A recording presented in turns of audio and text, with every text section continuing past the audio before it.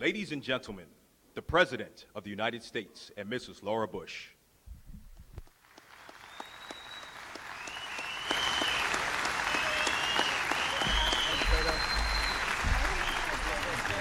Thank you all very much. Thank you.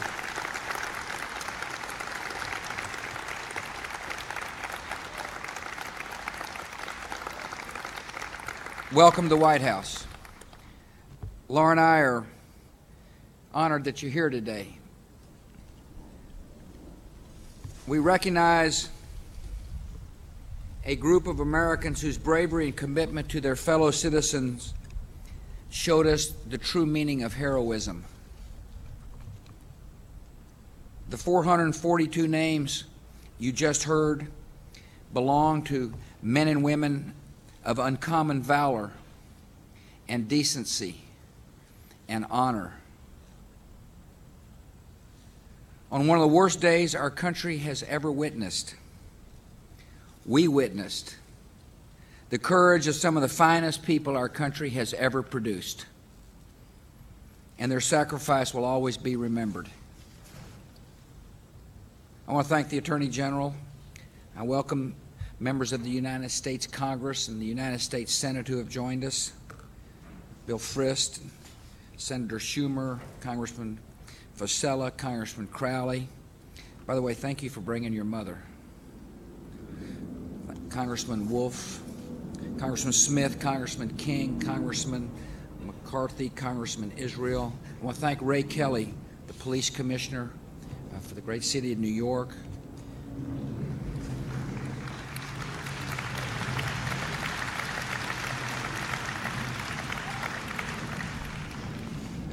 Thank all the fire chiefs, police chiefs, Port Authority personnel. Particularly, I want to thank the men and women who are on the front line of making us safe. Thank you all for coming today.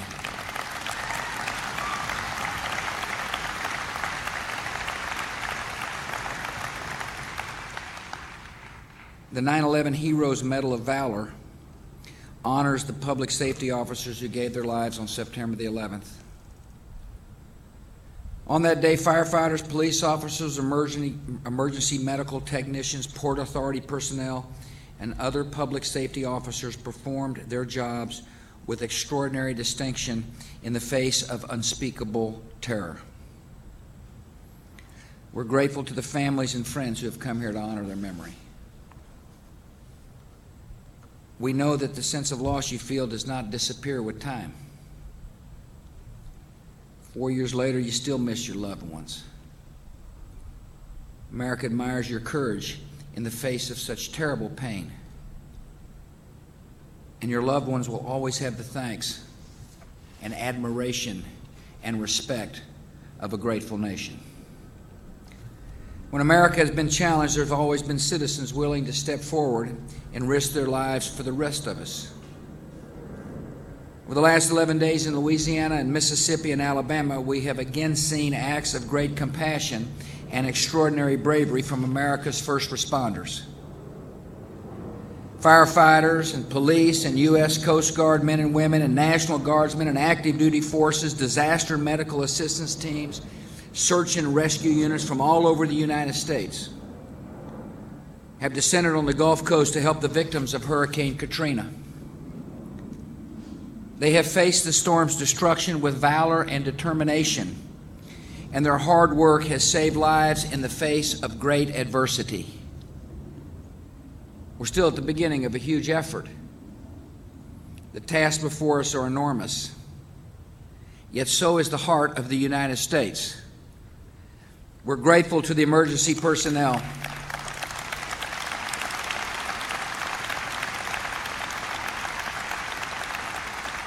We are grateful to the emergency personnel who are working to assist victims and restore communities affected by this disaster. In these difficult days, we have again seen the great strength and character and resolve of America, and we will continue to work to help the people who are struggling. In every community, we depend on those who carry the badge, who keep the peace and protect our citizens. And in times of national crisis, all Americans are grateful to those who answer the alarms and run toward danger and provide urgent care. Those who place their own lives at risk for others must be recognized and honored by their fellow citizens. And 4 years ago, America saw the unparalleled heroism of our nation's public safety officers. We lost brave rescue workers who gave their lives so that others could live. We lost many other citizens who assisted in the rescue efforts and whose courage and sacrifice that day made them extraordinary. On September 11, 2001, America lost firefighter Danny Regan of Rescue Company 3 in Bronx. During his 17-year career with the New York City Fire Department, he was cited 6 times for bravery. And today our nation honors Donnie's final act of courage. His son Peter lost a father on September the 11th. Today he carries on his father's legacy. Peter followed his dad's footsteps to the fire department. Today he is defending our freedom as a reservist with the 3rd Battalion, 25th Marine Regiment in Iraq.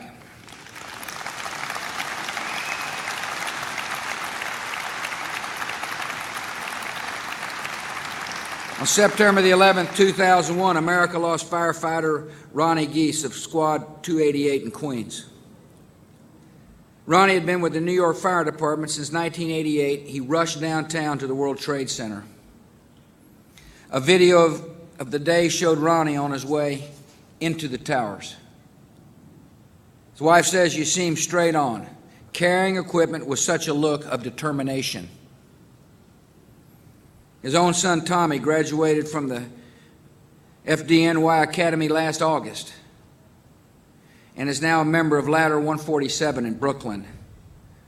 And we're grateful for Tommy's courage and service.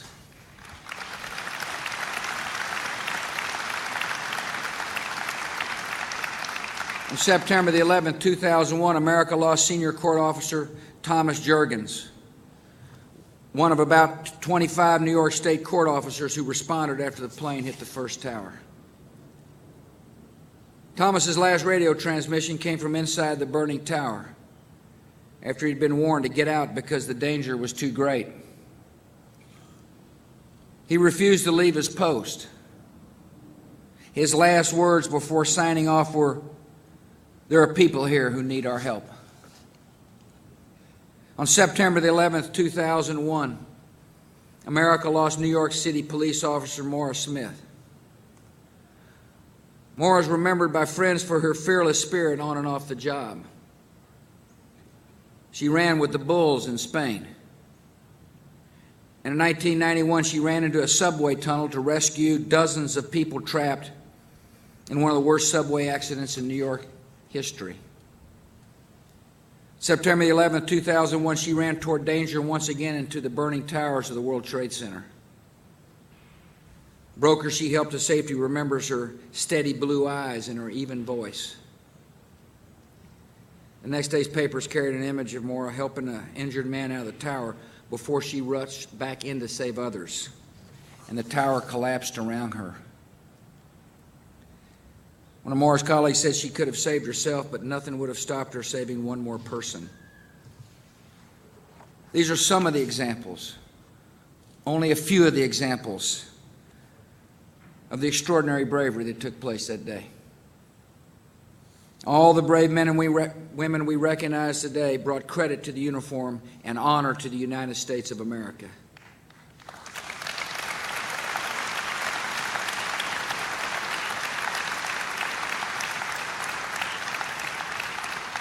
And one way our nation can honor their sacrifice is to win the war on terror.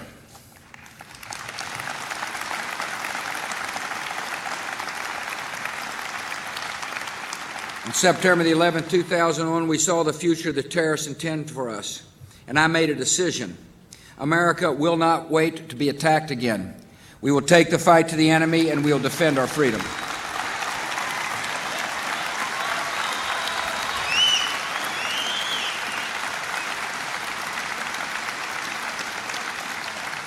Since that day, we've taken the fight to the enemy. We're hunting down the terrorists in mountains in Afghanistan in tribal regions of Pakistan, in the deserts of Iraq, and islands of Southeast Asia and the Horn of Africa. We are fighting the terrorists, and we are fighting their murderous ideology by spreading the hope of freedom across the broader Middle East. Free nations are peaceful nations, and by advancing freedom's cause, we are laying the foundation of peace for our children and our grandchildren.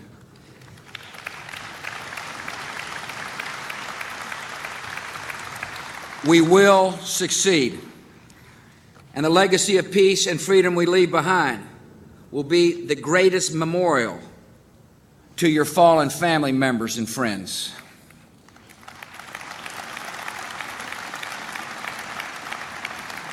The heroes of September 11th will not be here to see that day, but their moms and dads and children and grandchildren can know a proud America will always stand in the long shadow of their service and sacrifice, and a proud nation will always remember them. May God bless you all, and may God forever bless the memories of those who sacrificed on behalf of our citizens.